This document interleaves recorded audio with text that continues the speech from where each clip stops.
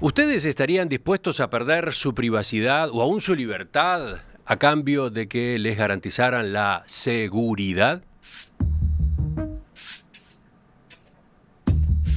En los últimos años esta pregunta ha sido motivo de un debate fuerte en el mundo, sobre todo a partir del momento en que fuimos confirmando que algunos gobiernos y agencias de inteligencia observan, descargan y analizan los datos de cada uno de nosotros, esos que vamos acumulando en el celular, en la computadora personal y casi cualquier otro dispositivo electrónico que empleemos.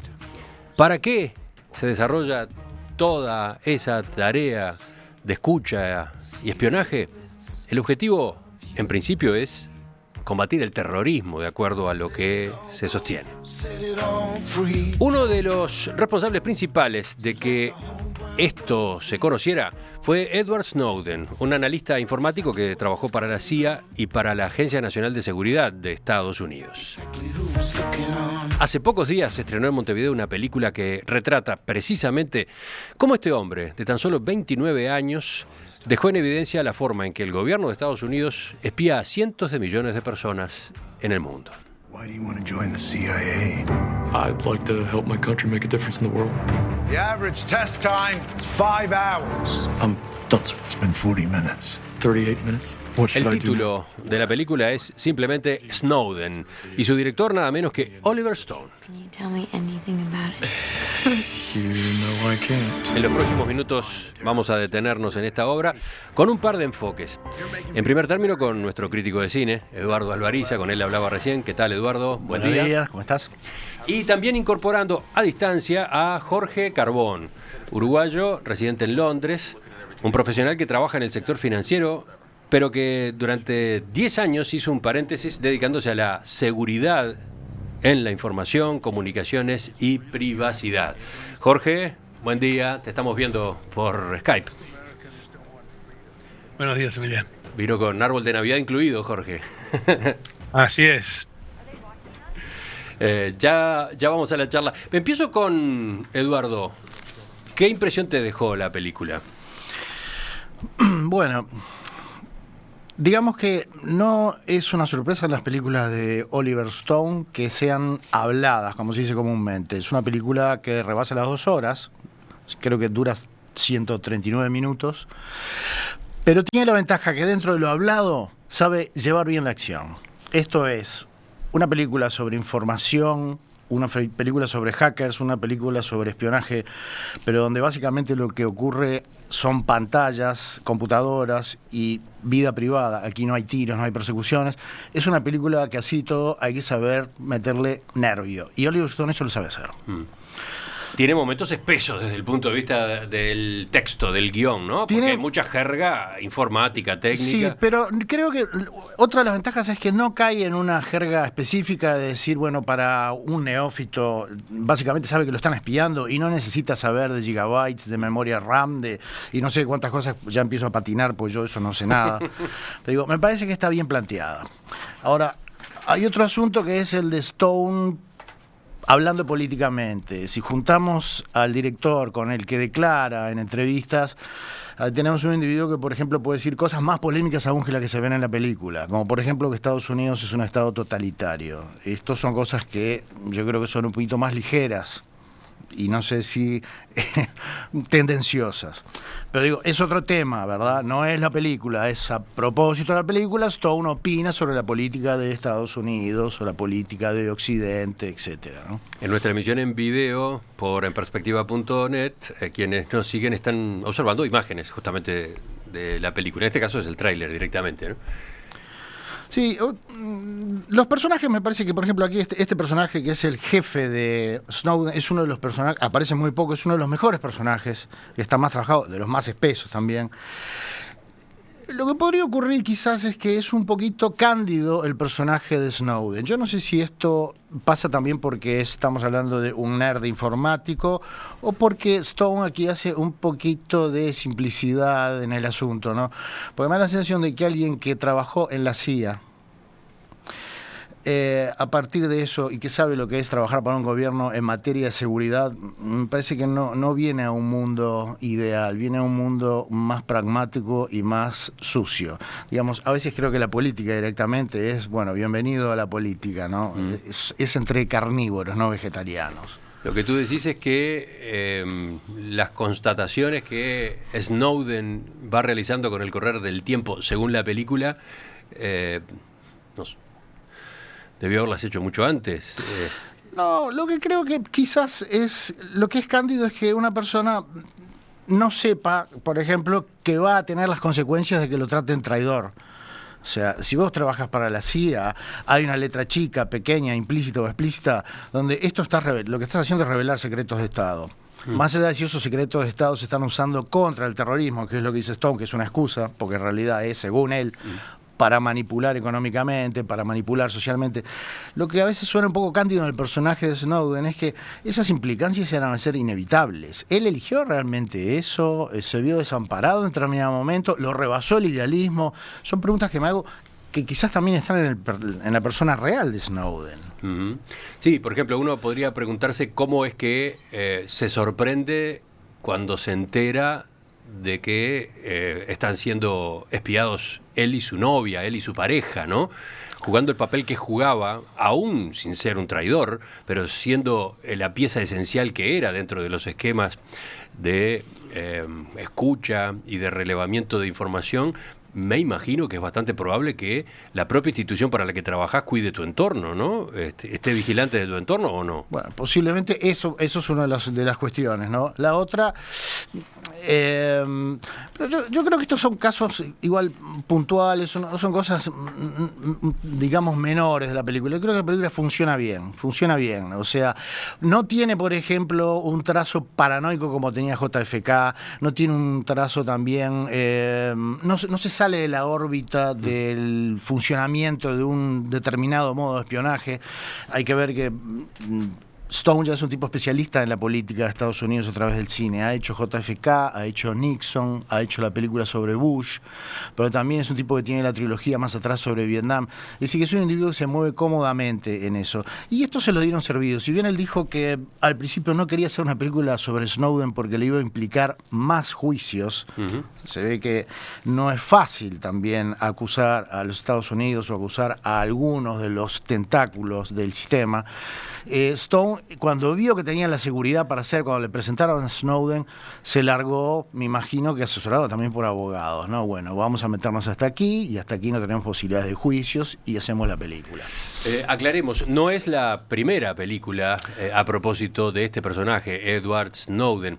En realidad, la película de Oliver Stone incluye otra película, porque empieza y en varios momentos vuelve a esa habitación de un hotel en Hong Kong en la que Edward Snowden se reúne con los periodistas a los que va a pasarles toda la información que ha extraído de los servicios de inteligencia para los que trabajó, y con una documentalista, ¿no?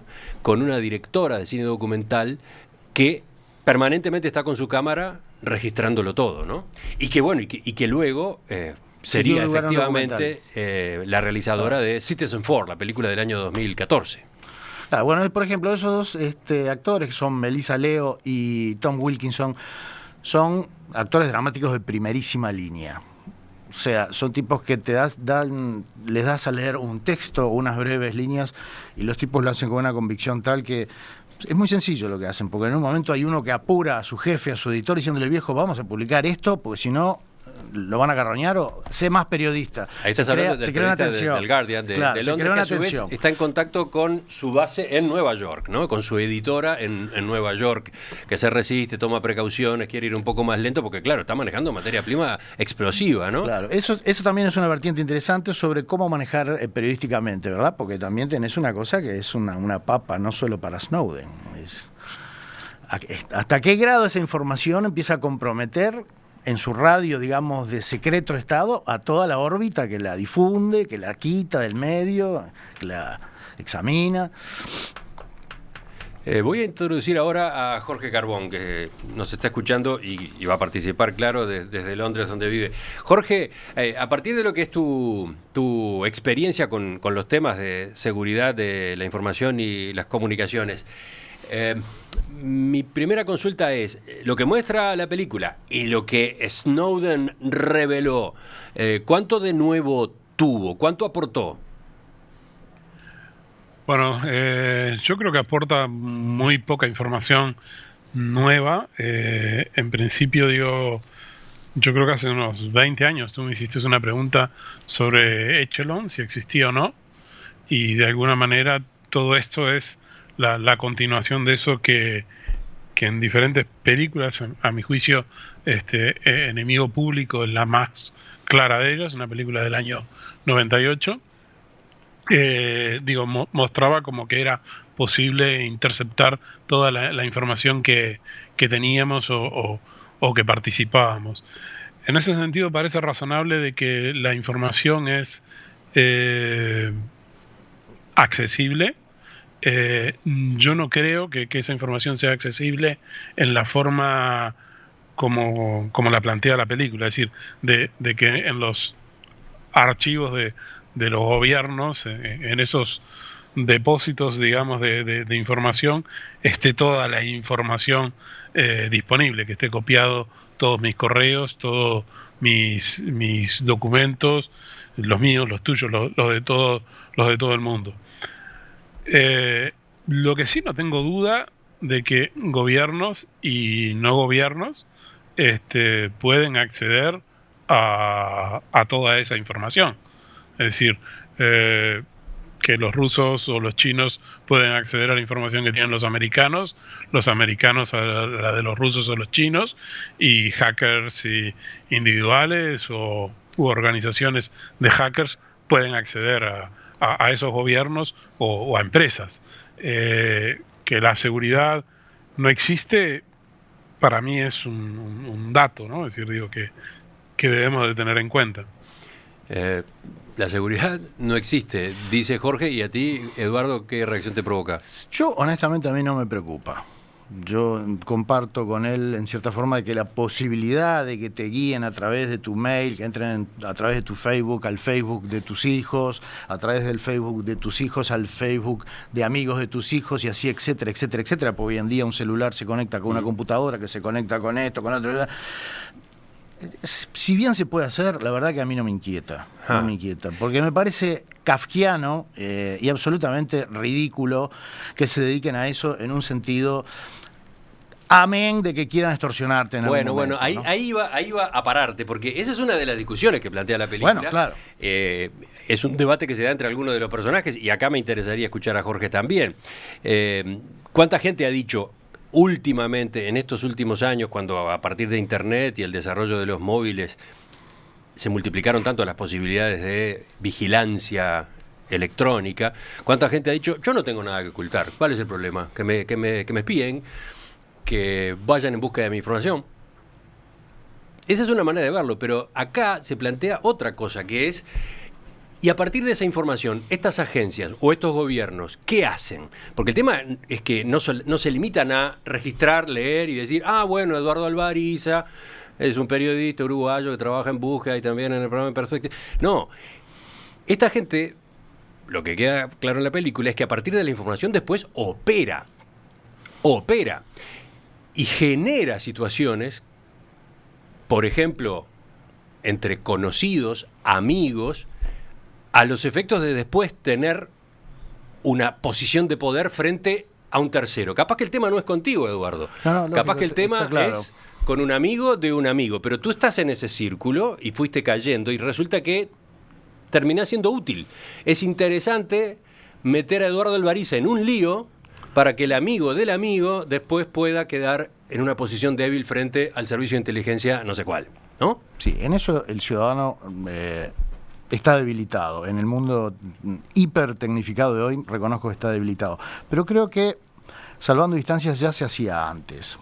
Ya si tenías que caer en el registro de la CIA o en el registro de alguien por una cuestión de secreto o por una cuestión de guerra, lo podían hacer con fotografías, con llamadas telefónicas, antes de lo digital, se podía hacer de muchas formas. Sí, ¿no? pero lo curioso, agrego yo, es que a partir de Internet y todas las aplicaciones que con Internet han venido, de algún modo se generó una cultura por la cual una enorme cantidad de gente se expone.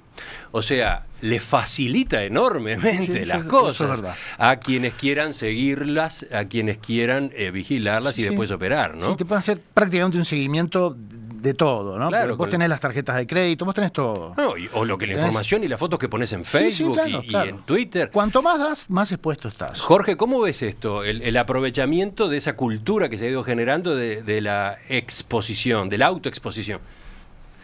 Bueno, acá viene un tema de la definición de la privacidad. Digo, mi empresa, digo, terminaba en una P que era privacidad y era algo que lo tomé de algunos artículos que sobre finales de los 90 comenzaron a aparecer en la Harvard Business Review.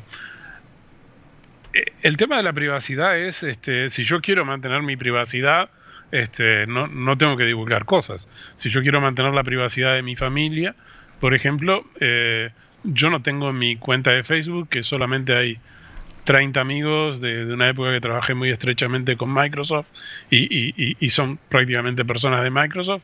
Yo no tengo ninguna foto en esa cuenta. Mi otra red social a la que yo estoy conectado es LinkedIn. Tengo 2.500 contactos. Estoy en el primer millón de usuarios de LinkedIn y no hay información. Mi cuenta de Twitter básicamente, no sé, podrá hablar de algún comentario sobre Peñarol, digo, pero no más allá. Es decir, digo, la privacidad es una decisión propia. Es decir, si yo, digo, mantengo mi privacidad en las redes, es decir, no hago pública esa información hacia Internet, yo no estoy divulgando. Si yo tomo la decisión de que no es importante y que yo puedo mostrar fotos de mi familia, de mis amigos, de cuando estoy en un bar, en un partido de fútbol, es decir, si yo quiero mostrar mi vida, la estoy exponiendo. Luego, si hay alguien que tiene derecho o no de verlo, perfecto, pero digo, la vida no es justa, la vida no es leal, es decir, pasan cosas y bueno, digo, pero si yo me expongo, digo, bueno, digo, he tomado una decisión.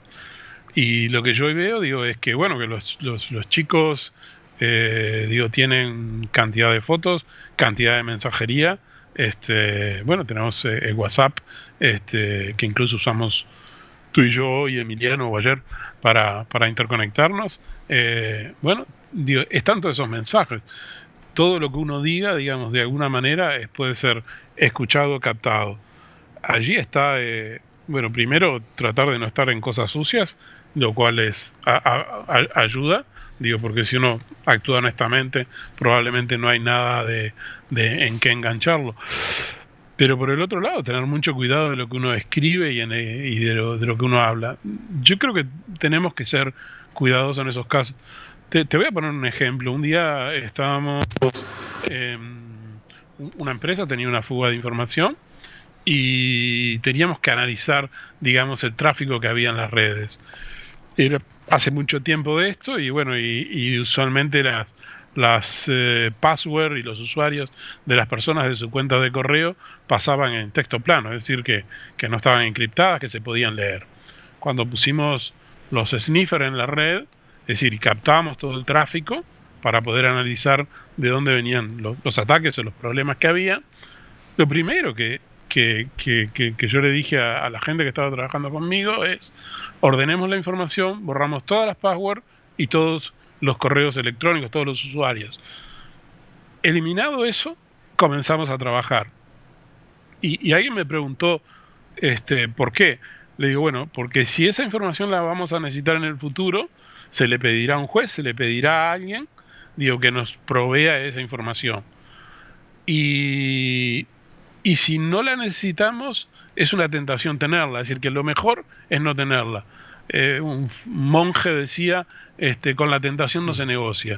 Con lo cual, no tener la información era bueno. Yo creo que hay que tener esos cuidados siempre. Quizás lo mío es paranoico, pero digo, bueno, hay que tener cuidado. Dice Sergio, uno de nuestros oyentes, esto lo sabemos o lo supimos. ¿Cuánto nos están mirando y no sabemos? Ya no hay privacidad, ni en el monte, porque hasta un dron puede seguirte.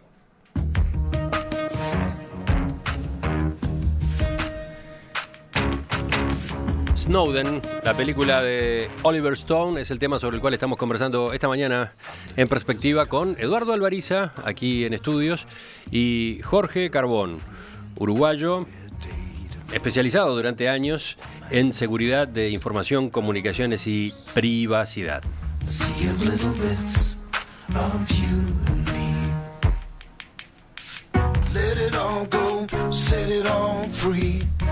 Tú decías, Jorge, en realidad que todas estas posibilidades de seguimiento y vigilancia existen, no es nuevo.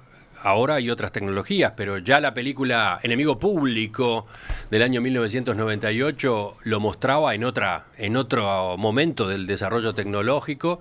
Bueno, y podríamos citar el antecedente de Enemigo Público, ¿no? Que tú mismo recordabas ayer cuando charlábamos, Jorge, La Conversación, también protagonizada por Gene Hackman, que es del año 1974, ¿no? Sí, que por supuesto es una película muy superior a esta, ¿no? ¿Ah, sí? Sí. Te trajo nostalgia. Sí, no, es verdad porque tiene un rastreo paranoico. Creo que La Conversación es mucho más paranoica. Aunque esté alojado, ya la técnica estaba alojada de repente en un micrófono en una lapicera, que es una cosa un poco como naif hoy en día, ¿no? Hoy en día no sabes dónde está alojado nada. Puedes entrar por cualquier lado. Pero como película, como trasfondo paranoico, la Conversación era un thriller. Esto es otra cosa. Esto es como una película más política, ¿verdad? Me parece a mí, ¿no? A propósito de cómo pueden seguirlo a uno, ¿cómo viste, Jorge, la decisión que toma en determinado momento el personaje de ponerle una cinta adhesiva a la webcam de su laptop, ¿no? Bueno, a mí eso me hizo recordar una foto que yo compartía, creo que ayer con ustedes, les enviaba un link del fundador de Facebook, de Zuckerberg, que digamos, tiene le sacan una fotografía de su puesto de trabajo donde él está haciendo una broma sobre Instagram y digamos, si se ve en su computadora personal que tiene una cinta en la webcam. De alguna manera, por alguna razón, este hombre, digamos, que tenía una clave de seguridad, bastante sencilla, creo que era, no sé, su nombre y 2 o 3 dígitos. Cuando lo hackearon era bastante débil. Tenía la precaución de no ser filmado. No es en la película, no es en ninguna de las 2 películas que citamos respecto a Snowden, en otro film en el cual se le hacen declaraciones, que es de HBO, el estado de la vigilancia. Snowden muestra, dice que para tener un teléfono seguro hay que quitarle lo desarma, le quita los 4 micrófonos, las 2 cámaras, y dice, cuando quiero hablar por teléfono le conecto un micrófono externo. De esa manera él dice que le quitaba también el GPS. De esa manera él se sentía más protegido.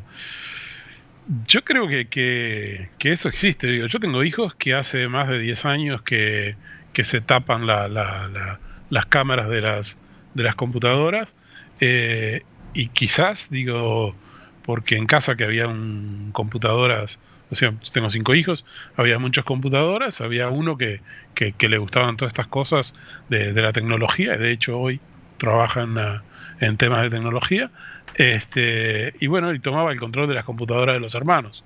Entonces digo, bueno, tenían 11 años, 12 años, es decir, digo, entonces lo que hacían era, bueno, protegerse. Sí, el espionaje no solamente puede ser desarrollado por agencias estatales, ¿no?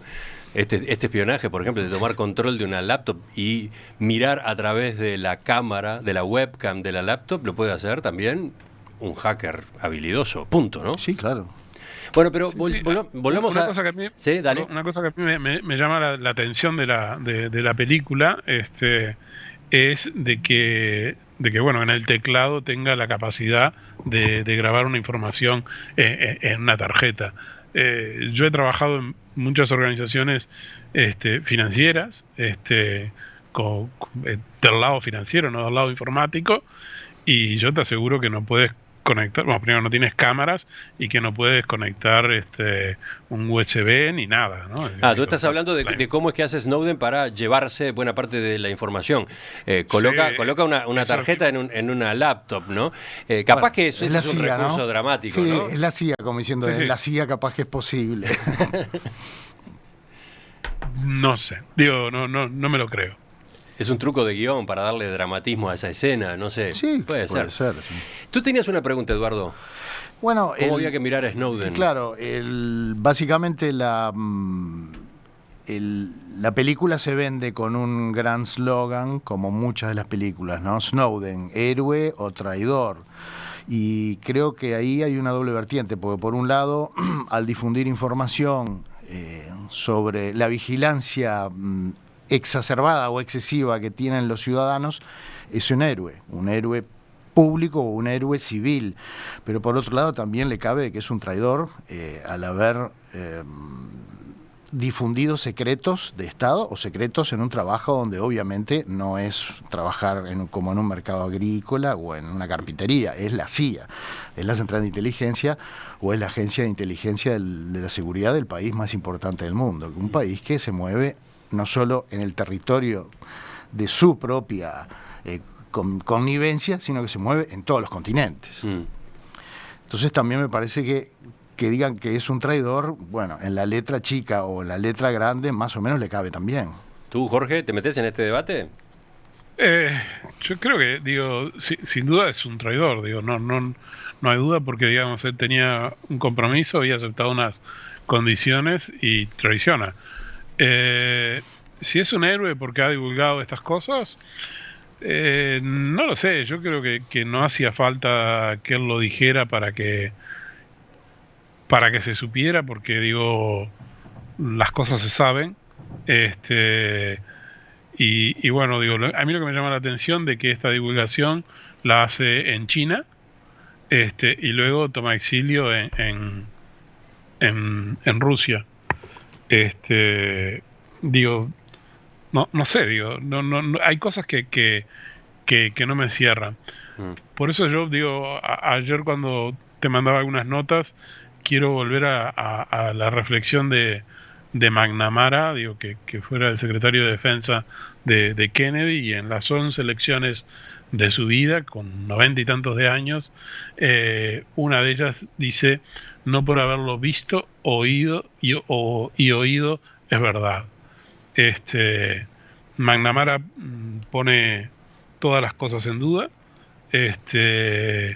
y se refiere estrictamente a un misil, a un torpedo que ataca a un torpedo norvietnamita, que ataca a un barco americano, y que les queda la duda, digamos, si eso fue o no fue.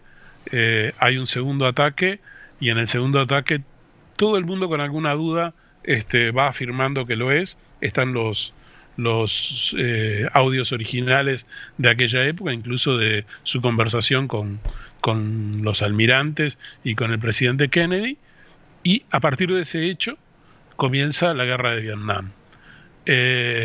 Y bueno, nunca había existido ese torpedo. Uh-huh.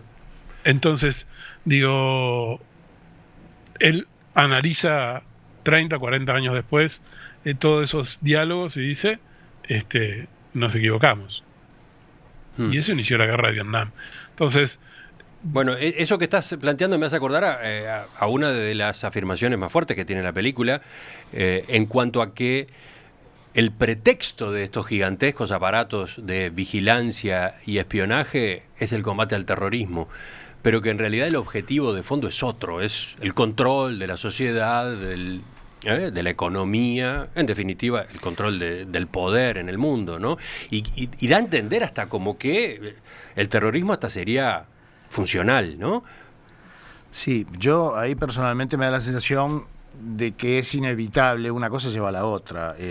Cualquier sistema de seguridad en el cual tú estás trabajando específicamente, en que no se difunda un secreto de Estado, en el caso de que estés en una guerra,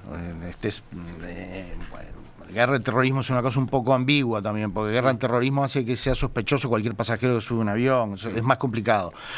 Pero me da la sensación de que una vez que se instalan todas las posibilidades de seguimiento, se instalan como variables también para incidir en la economía, como posibilidad al menos, sí. Para incidir en eventuales asuntos de informática empresarial, bancaria, etcétera, etcétera. O sea, hay un poder económico que te lo da la información también, ¿no? Y hay hay un poder político. Jorge, sobre este punto, ¿qué dices? Bueno, digo, yo creo que cuando, en cualquier orden de la vida, digamos, ¿no? Cuando nosotros de repente estamos haciendo, suponte que los tres que estamos aquí conversando, se nos ocurre llevar adelante un proyecto social, invitamos a otras personas, habrá personas que de repente están comprometidas con ese proyecto social y habrá personas que dicen, ¿y de esto qué puedo sacar yo? Y en todas las cosas pasa lo mismo. Es decir, esta información puede servir para el terrorismo, para evitar actos de terrorismo. Ayer en Berlín tuvimos un acto de terrorismo, tuvimos otro incidente también en Turquía, y bueno, digo, esos dos incidentes existieron. Yo vivo en una ciudad que es Londres, donde posiblemente si subo un autobús hay 3 o 4 cámaras que me están vigilando. El taxi, si tomo un taxi hay cámaras, y si caminamos por Londres posiblemente haya 10, 12 cámaras que te estén apuntando. Oficialmente, este año se han evitado 6 actos terroristas, 6 atentados en Londres, en una ciudad de 7 millones de habitantes, que 3 millones usan el metro diariamente, y que tiene menos de 6.000 policías armados. Recordar que la policía en Londres no lleva armas. Entonces, digo, yo la verdad que le saco el sombrero si esta gente está evitando, mediante la interceptación de las comunicaciones de los terroristas, los atentados que en definitiva siempre matan a personas inocentes, ¿no? Es decir, digo, porque es aleatoria, es decir, hoy le toca morir a tal persona. El tiempo se nos fue, así que casi queda para una pregunta y respuestas mínimas de nuestros dos comentaristas. Eduardo, ¿vale la pena la película Snowden, dirigida por Oliver Stone? Sí, yo creo que vale la pena, porque una cosa muy básica que es el remanente de lo que queda cuando salís de una sala de cine. ¿Y qué es lo que hablas? Yo, por ejemplo, lo fui a ver con uno de mis hijos, precisamente hablamos de todo esto. ¿Te molestaría ser espiado? ¿Qué alcances puede tener esto como un arma? Etcétera, etcétera, etcétera. Y a partir de ahí reflexionar no viene nunca mal. Jorge, ¿cuál es tu respuesta? Sí, vale la pena, y sería bueno además ver las otras dos películas vinculadas para tomar una perspectiva. Como anécdota, cuando salí de la sala, entré a una cafetería a tomar un café, estaba frío acá en Londres, con mi esposa, y veíamos cómo nos filmaba, digamos, la cámara que en una pantalla de TV. Digo, bueno, estamos siendo filmados. Yo agregaría la misma respuesta que ustedes, con un complemento.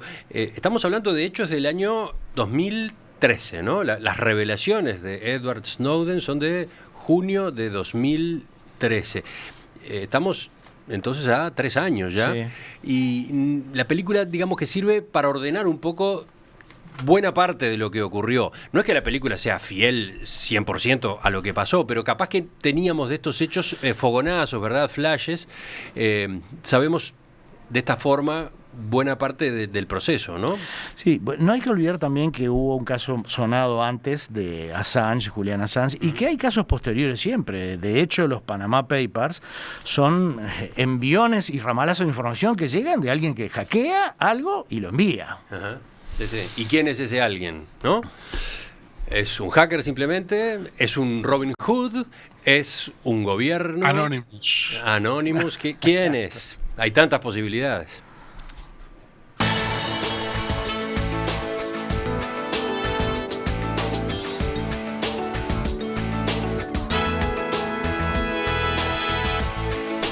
Desde la audiencia nos recuerdan otra pregunta: la vida de los otros. Aquella película a propósito del espionaje en Alemania Oriental, ¿no? Vaya se veía escuchas telefónicas ahí. Sí.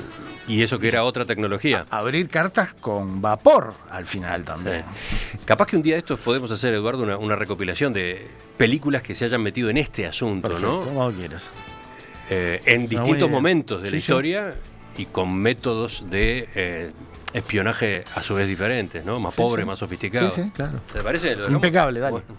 Jorge, gracias por tu presencia a distancia esta mañana. Muchas gracias por la invitación. Un abrazo y feliz Navidad. Eduardo, gracias. Nos reencontramos el viernes contigo. Bárbaro, nos vemos el viernes. Y con ustedes, amigos, mañana a las 7, cuando volveremos a trasladarles la invitación que ya conocen para observar el Uruguay y el mundo en perspectiva.